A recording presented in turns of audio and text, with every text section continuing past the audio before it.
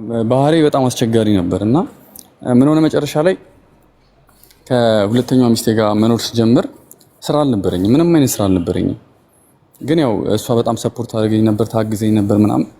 ነገሮች የተቀየሩ መጡ። መሳሳት ጀመርኩኝ። በፊት እየጠጣው ሰው ሳይሰርበኝ ነበር ጠርሙዝ አንስቼ ልማታምለው። ካየሽኝ ለምን አየሽኝ ምናምን ብዬ ነው የምሳደበው ምጮሆ ምናምንና ከዛው ነገሮች ምን ሆኑ? እነዛ ነገሮች እየቀሩ መጡ። ከዛው በቃ ጠንካራ ሰው ሆንኩኝ፣ መስራት ጀመርኩኝ ምናምን።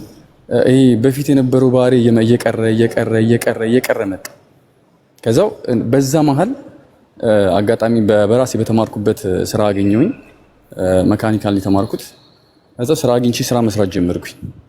ከዛው የሰራው ሶስተኛ ልጅ ተወለደ። ሶስተኛ ልጅ ሲወለድ ምንም አይነት ገንዘብ የለኝም ነበረ፣ ምንም አይነት ማለት አስታውሳለሁ። እና በዚህ መሃል ቤተሰቦቼ አንድ ባዶ ቦታ ሰጡኝ፣ መሬት ማለት ነው። እና እዛ ባዶ ቦታ ላይ ቤት ሰራሁኝ ምናምን። ከሚስቴ ጋር በጣም ተጋግዘን እንለፋ ነበረ። የሚገርምሽ ስንኖር የነበረው 3 ልጅ ይዘን ጭቃው ተለጥፎ በሸራ እንደዚህ የተቀዳደደ ግድግዳ ውስጥ ነበር የምንኖረው። እና ወጣት ነኝ፣ ጓደኞቼ ገና አልወለዱም፣ አላገቡም፣ ዘናጮች ናቸው ምናምን።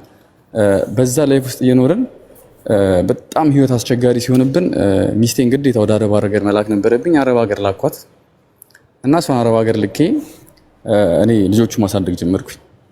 እና በጣም ስቃይ ነበረ። አስቢው የባባዬ የ1 ዓመት ልጅ ነበር የመጨረሻው። እና በጣም ነበር ስንከራተት የነበረው። በቃ እንደዚህ ጠዋት ተነስቼ 11 ሰዓት ተነስቼ ልጆቼን ትምህርት ቤት ሸኝቼ ከዛም በኋላ ተመልሼ ቤት አስተካክላለሁ፣ ዕቃ አጥባለሁ፣ ልብስ አጥባለሁ ምናምን።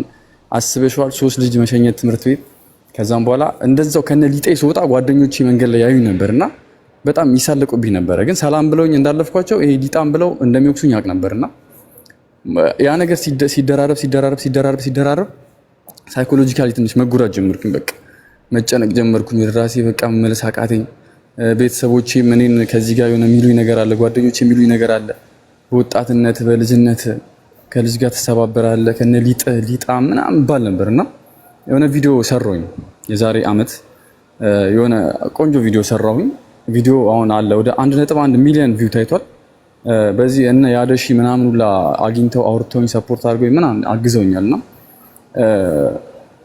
ያን ቪዲዮ ከሰራው በኋላ ትንሽ የሚጻፉልኝ ኮሜንቶች ላይፌን ቀየሩት። በቃ የሚጻፉልኝ እያበረታቱኝ መጡ።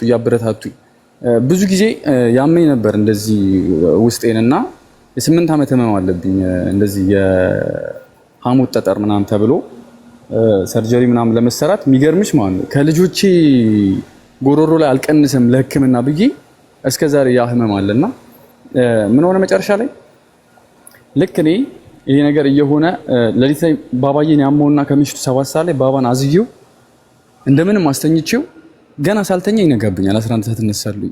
ከዛ ስራ እወጣለሁ፣ ልጆቼን ትምህርት ቤት ስራ እወጣለሁ። ላይፍ ያ ነው በቃ ከቤት ወደ ስራ ከስራ ወደ ቤት። ከዛ በዛ ማለት በጣም መታመም ጀመርኩኝ። አጋጣሚ የሆነች ልጅን አወርቻን ነበረ። እሷ አፕላይ አደረገችልኝ እዚህ ወደ ዱባይ ማለት ነው። እዛው የሆነ ሰው አወራችልኝ እና እንደዚህ ተማረ ልጅ ነው መካኒክ ነው ምናምን እንጂ መካኒካል ተምሯል ጎበዝ ነው ምናምን ስትለው ሰውየው እሺ ምናምን ነገር ይልና እኔም ዱባይ ያመጣኛል። እዛው ዱባይ መጣሁኝ። ምንም ብር 1 ብር ሳልከፍል በስፖንሰርሺፕ ነው፣ ግን ያው ከደሞዝ ይቆርጣል ተባልኩኝ። እዛው በቃ እንደመጣው መኪና ምናምን ተሰጠኝ። እዚህ ድራይቨርነት መስራት ጀመርኩኝ። ከዛ በዚህ መሀል እሷም እዚህ ነው ያለችው። ብዙ ነገሮች ተበላሽተው ነበር ምናምን። በዚህ መሀል በጣም ታመምኩኝ ማለት ነው በጣም። እና ሀቡዬ ምን አይነት ነገር ውስጥ እንደገባሁ ታውቂያለሽ?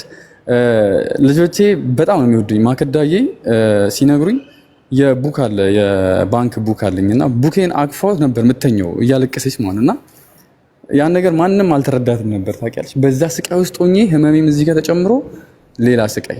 ከዛም በኋላ በቃ 5 ወር ሙሉ አሁን 6ኛ ወሬ ነው 6 ወር ሙሉ እዳ ነው እየከፈልኩ የነበረው የእንትኑ የመጣሁበትን እዳ። እና አሁን ላይ እግዚአብሔር ይመስገን እዳይን ጨርሻለሁኝ። ግን ወደ ሀገሬ ልመለስ ነው በህክምናው ጉዳይ ማለት ነው። እና ምንድነው ከኔ ታሪክ እንዲማሩ ፈልገው ወጣቶች በተለይ ባሎች፣ እኔ የምሰራው ኮንቴንቶች እንደዚህ ቲክቶክ ላይ የምሰራው ባሎች ነው የምመክረው ምናምን ከኔ ላይፍ መማር እንዳለባቸው ምናምን። አሁን ምንድነው እንዲማሩ ፈልገው ሁሉም ነገር ያልፋል። በተለይ ይሄ ውጪ የሚለምዱ ባሎች ውጪ ጓደኛዬ ምናምን የሚሉ የሚያመሹ ወንዶች አሉ፣ ለልጃቸው ጊዜ የማይሰጡ ወንዶች። እና እነሱ ከኔ ህይወት ምንድነው እንዲማሩ ፈልገው ሁሉም እዛ ጋር ውጪ ያለው ደስታ ጥሏቸው ነው ደስታ ነው። በቃ ዘፈኑም ይዘጋል፣ እዛ ጋር ጓደኞቻቸውን ቤታቸው ይገባሉ።